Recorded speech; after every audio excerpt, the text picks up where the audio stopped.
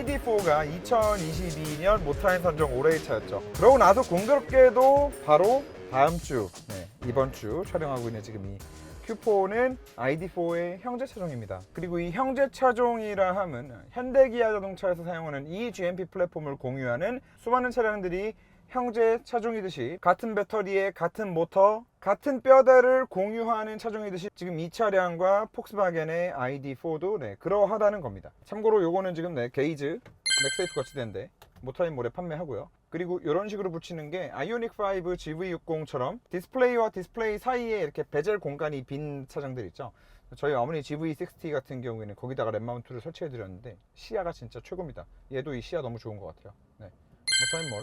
자, 그래서 이 Q4와 ID4 같은 경우에 형제 차종인데 과연 운전하면서의 느낌은 어떻게 다르냐? 제가 ID4를 리뷰하면서는 BMW의 느낌이라는 표현까지 해가면서 너무나 폭스바겐스럽지 않은 스티어링 휠의 느낌이 BMW처럼 정말 날카롭고 칼 같다고 말씀을 드렸었는데, 자, 이 Q4도 완벽하게 같은 느낌을 가지고 있습니다. 자, 그러면 여기서 이렇게 생각하실 수 있습니다.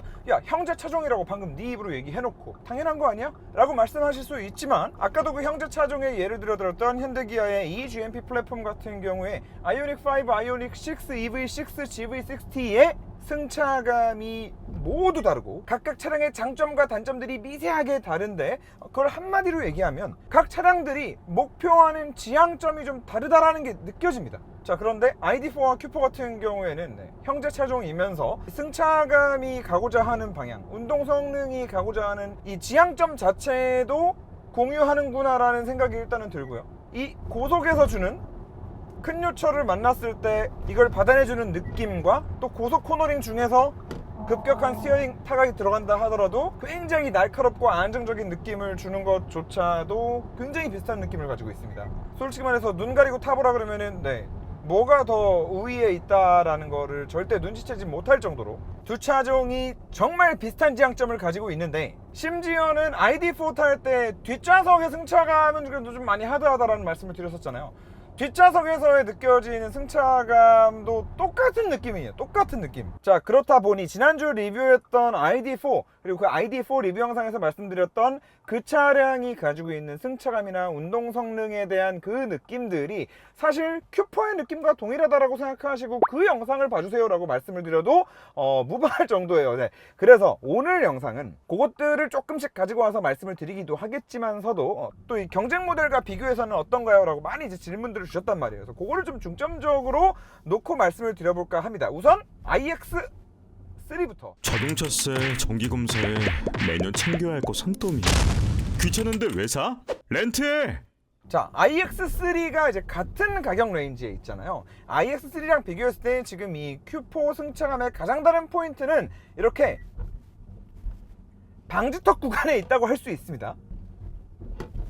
그런데 이 방지턱 구간이라는 게 결과적으로는 차가 위에서 아래로 빠르게 훅 떨어지는 구간, 지금처럼 올라갔다가 떨어질 때, 이 떨어질 때의 느낌이 iX3가 훨씬 더 마지막 끝 터치가 부드럽게 확 잡아주는 느낌이고, ID4나 Q4는 좀 훅 하면서 쿵 하는 느낌을 만들어 주는데, 이 쿵이 모델 Y랑도 좀 비교를 해서 말씀을 드린다면, 모델 Y 같은 경우에는 이제 그 나무 벤치에 털썩 앉는 느낌, 그리고 이 ID4나 Q4 같은 경우에는 그냥 패브릭 방석이 깔려 있는 식탁 의자 정도의 털썩하고 앉는 그런 느낌. 그리고 iX3는 그래도 좀 텐션이 좀 있는 가죽 소파에 털썩 앉는 느낌 정도라고 말씀드릴 수 있을 것 같습니다. 그리고 또 매트리스 종류에 있어서 또 뭐 스프링 들어간 거, 위에 또 뭐 토퍼가 두께가 몇이냐, 뭐 여러 가지 종류들이 있겠지만 딱 이 녀석들만 놓고 비교를 한다라고 했을 때 이렇게 비교를 할 수 있다라고 말씀을 드릴 수 있을 것 같고, 방금 말씀드린 그 순서대로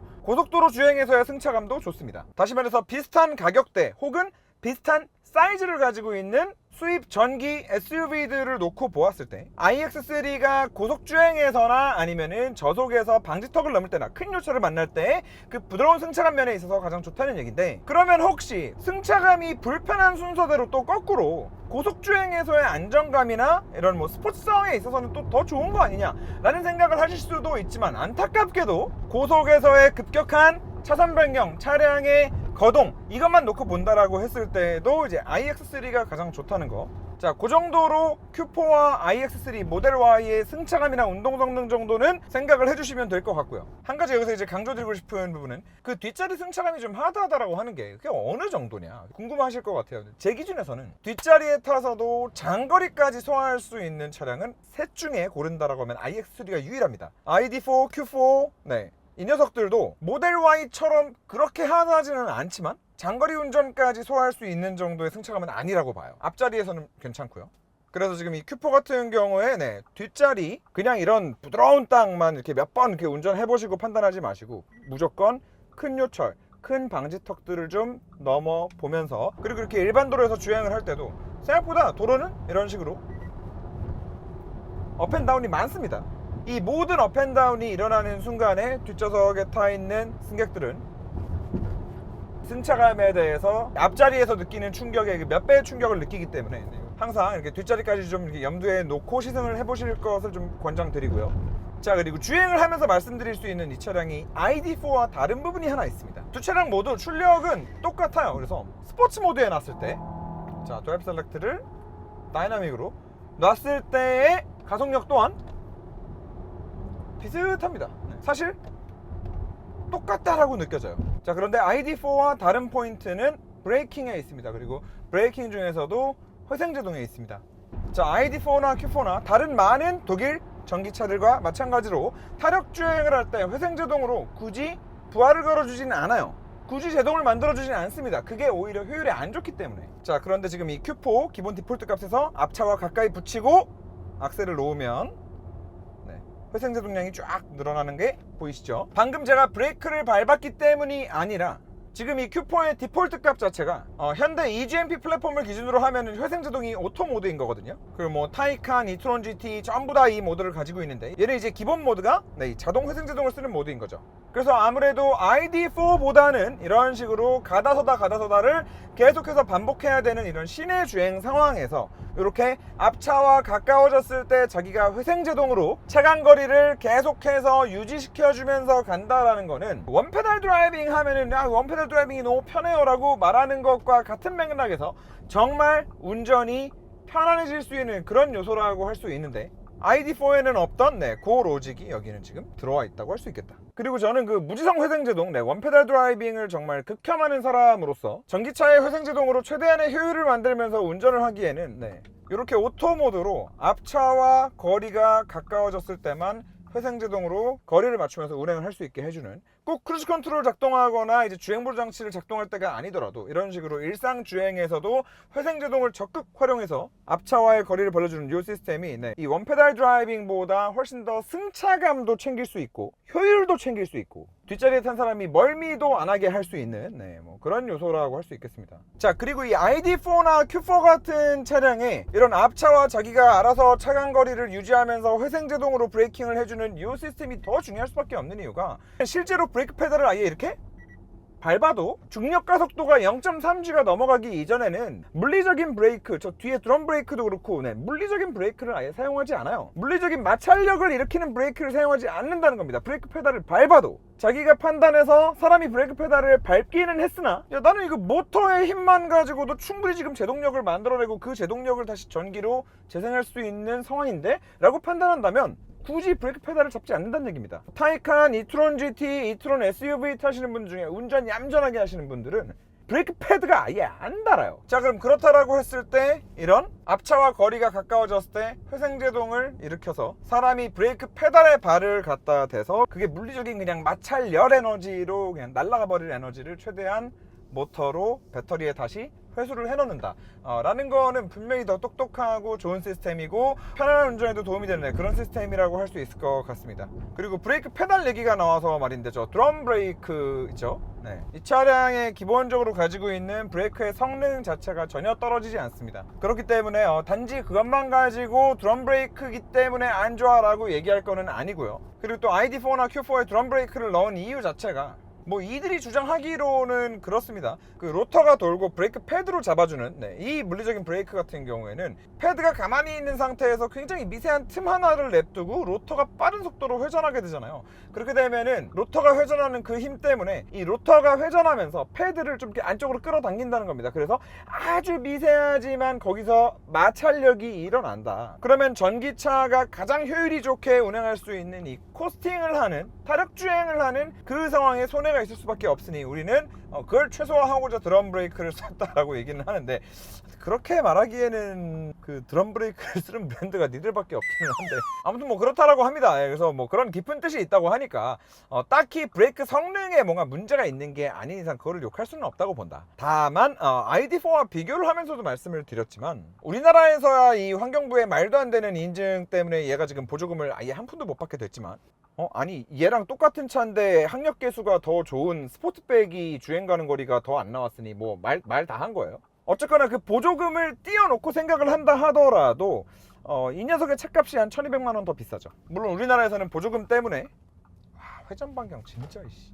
물론 우리나라에서는 보조금 때문에 그 격차가 한 1천으로 벌어지긴 했지만, 자 근데 1200만 원이라는 가격 차이를 놓고 본다 하더라도 단지 꼭 그 효율도 중요하겠지만 그래도 이건 아우디인데 단지 합리적인 차를 소비한다 그 이상의 프리미엄 브랜드잖아요. 그러면은 ID4보다 얘가 디자인이 더 이쁜 것처럼 뭐 그런 부분에서도 조금은 더 스포츠성에 초점을 맞춘다라는 개념에서 접근한다면 그냥 일반 로터 브레이크가 들어가는 게 더 맞지 않았을까라는 그런 좀 아쉬움은 남는 대목이라고 말씀드릴 수 있을 것 같습니다. 그리고 증강현실 내비게이션 같은 경우에 제가 쇼츠로도 좀 보여드렸지만 정말 신박합니다. 정말 신박하지만 계속 키고 다니게 될 것 같지는 않다. 특히나 요즘에는 이제 테슬라를 보더라도 정말 많이 느끼지만, 자동차라는 게 하드웨어도 중요하지만 소프트웨어가 점점 더 중요해지는 세상에 살고 있죠. 그런 차원에서 생각을 했을 때 하드웨어적으로 HUD가 이렇게 크게 정말 증강현실도 잘 구현이 되면 뭐하냐, 여기에 쓸 컨텐츠가 없는데. 그리고 여기에 쓸 컨텐츠라고 하면 일단 1차적으로는 여기 순정 내비게이션이 되겠죠.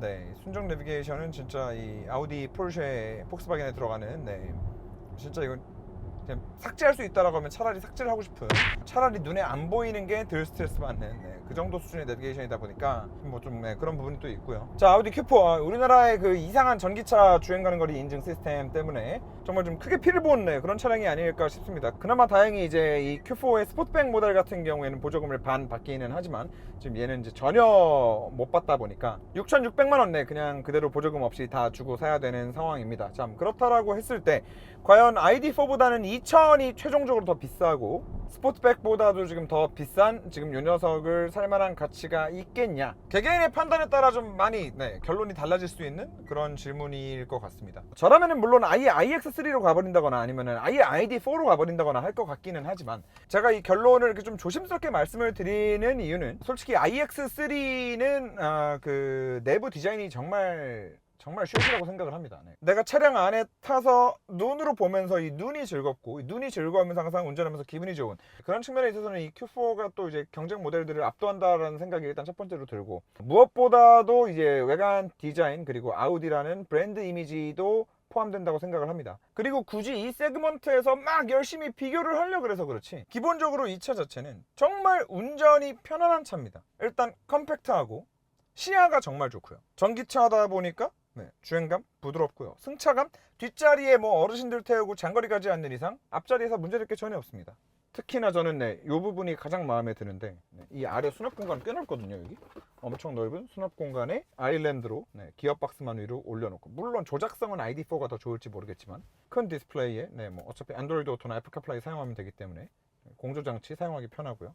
대시보드가 엄청 쭉 안쪽까지 깊게 뻗어 있는데 이것도 운전하면서 되게 좀 눈이 즐거운 포인트 중 하나고, 그리고 또 외부에서 봤을 때 아우디라는 브랜드 그리고 뭐 디자인까지 이런 개인적인 주관적인 것들, 이런 것들이 다 들어가고 나면 보조금을 한 푼도 못 받음에도 불구하고 또 상품성이 아예 없다라고 말하기도 참 애매한 그런 참 애매한 위치에 껴있는 그런 차량이 아닌가라는 생각이 타면 탈수록 듭니다. 진짜 참 많은 생각이 드는 차입니다. 자, 뭐 Q4 여기까지 하는 것으로 하겠습니다. 차량 협찬해주신 차주분 너무 감사하고, 제가 그 이 차 딱 받았을 때 누적 주행 거리가 45km였거든요. 제가 한 1000km 타고 돌려드리네요. 속초도 2번이나 갔다 오고. 덕분에 너무 좋은 컨텐츠들 많이 만들 수 있게 된 것 같습니다. 네, 감사합니다.